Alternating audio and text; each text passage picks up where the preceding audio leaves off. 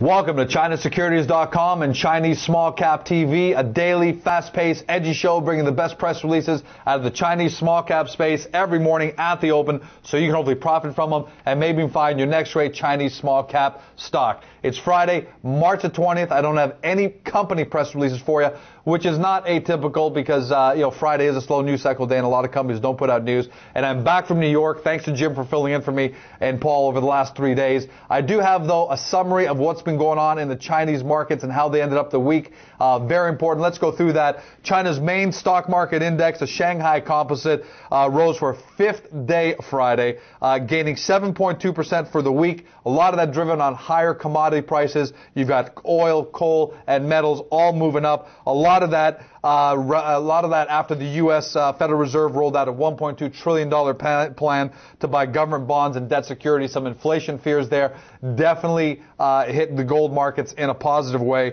But they also hit the other resource markets because it's telling it there's going to be some support out there.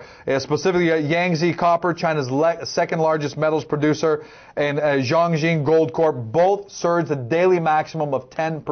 So it looks like they got cutoff limits there, but they both up 10%. You've also got Aluminum Corp of China, the country's biggest aluminum producer.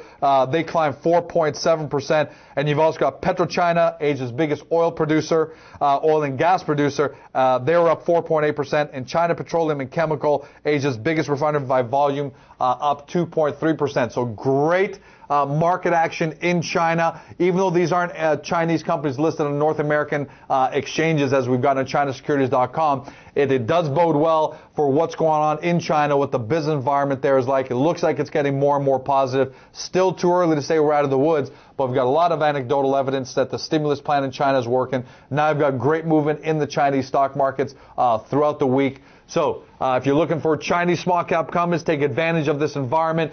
Go to ChinaSecurities.com, take a look at the front page. We've got the best press releases over the last couple of days, all segmented by industry, so you can find the one that best suits your portfolio. And we've also got the directory, over 200 companies, or close to just about 200 companies right now, listed by industry and exchange with great summary descriptions, so you can quickly find the one that best suits your portfolio, and you're going to love going through those descriptions. We think Chinese small cap companies are the place to be over the next 5 years. That's a wrap. Have a great day. Have a great weekend, and we'll see you on Monday when no doubt we're going to have more news flow coming out of these Chinese small cap companies. See you then.